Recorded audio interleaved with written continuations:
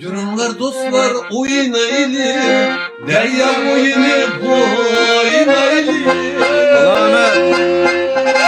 Durumlar dostlar oynaylı, derya oyunu oynaylı. Birlikler ezdiğinde taycan işi vaylı.